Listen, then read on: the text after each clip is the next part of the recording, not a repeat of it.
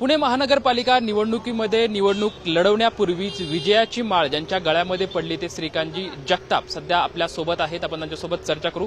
खरं तर पुणे महानगरपालिका निवडणुकीच्या रणांगणात उतरण्यापूर्वीच विजयाची माळ तुमच्या गळ्यामध्ये पडली। खरं तर हा एक शुभ संकेत आहे। या विजयाकडे कसं पाहताय, काय मनात भावना आहेत? मनात भावना खरं तर खूप निशब्द आहे आता आणि कालपासून खरंच भारावून गेलो की एवढं प्रेम जनतेने दिलं। जनतेच्या प्रेमामुळेच आम्ही इथपर्यंत पोहोचू शकलो।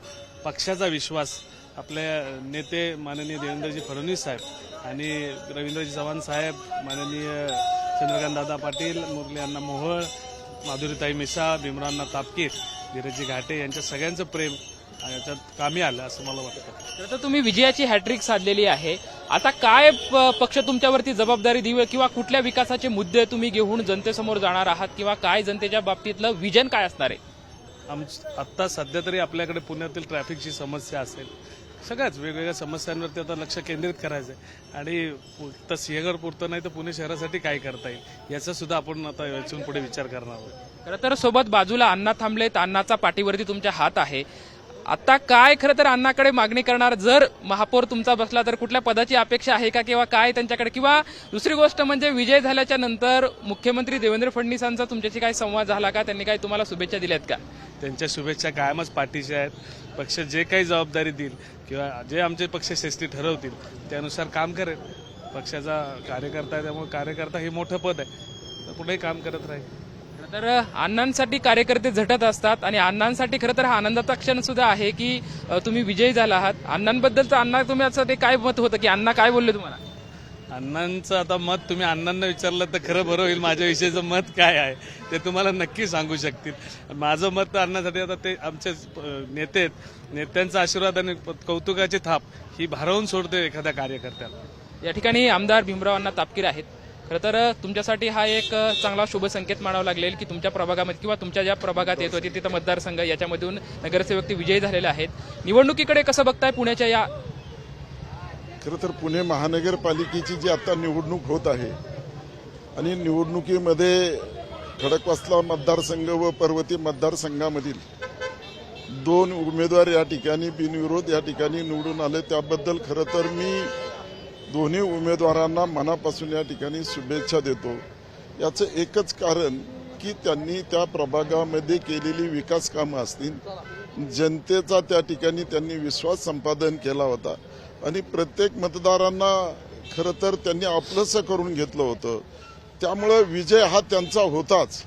त्यामुळं समोरच्या उमेदवारांना भीती वाटत होती की जेणेकरून आमचं डिपॉझिट जप्त होऊ नये, या कारणास्तव समोरच्या दोन्ही उमेदवारांनी त्या ठिकाणी माघार त्या ठिकाणी घेतली।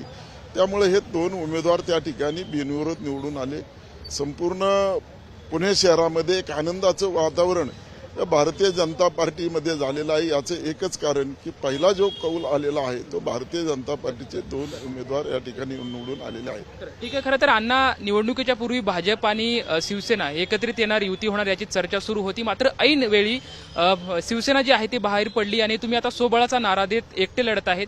ही निवडणूक खरं तर मोठी आव्हानात्मक असणार आहे का? हा तुमच्यासाठी एक साधा सोपा मार्ग आहे?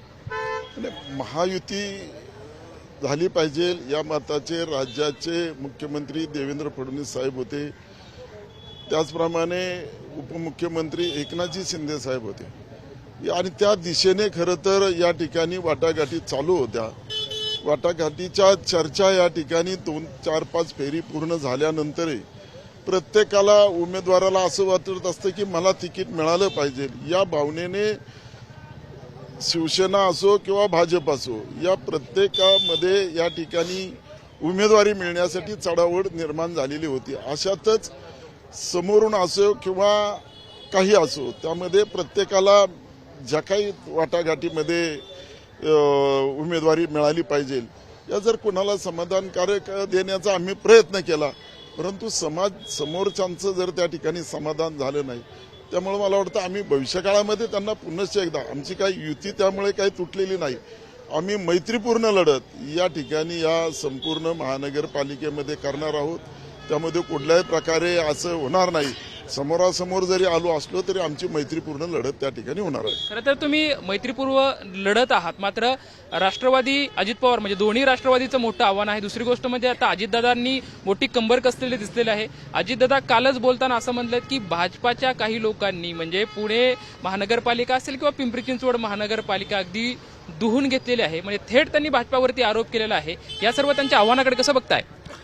हे पहा, प्रत्येकाची वेळ असते आणि प्रत्येकाला संधी मिळत असते आणि ही संधी भारतीय जनता पार्टीला ज्यावेळेस पुण्याचा महापौर झाला, खऱ्या अर्थाने आपण पाहायला गेलं तर मेट्रो येणार या संदर्भामध्ये फक्त त्या काळामध्ये चर्चा होत होती, परंतु आज तागायत त्या ठिकाणी मेट्रोच्या संदर्भामध्ये जर कोणी विचार केला तर खरं तर या युती सरकारमध्ये म्हणजे राज्याचे मुख्यमंत्री देवेंद्र फडणवीस असतील, देशाचे पंतप्रधान नरेंद्रजी मोदी असतील, यांच्यावर खरं तर विश्वास ठेवला गेला आणि त्यांनी खरं तर या पुण्यासाठी असो नागपूर असो या शहरांसाठी मेट्रो सुरू झाली पाहिजे. मेट्रोचं भूमिपूजन झालं, मेट्रो सुरू झाली.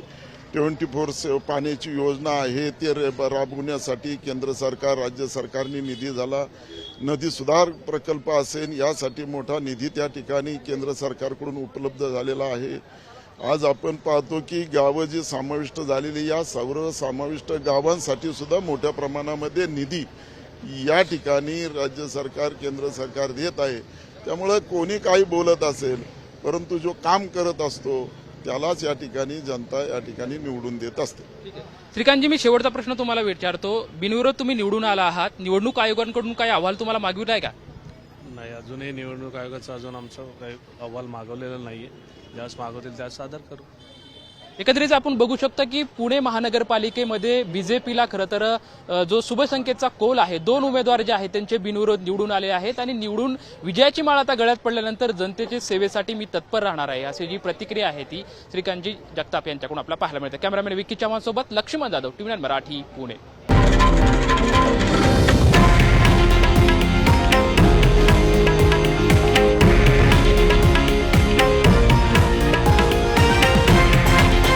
हे आहे देशातील नंबर 1 न्यूज नेटवर्क आणि आपण पाहत आहात TV9 मराठी, एकमेव.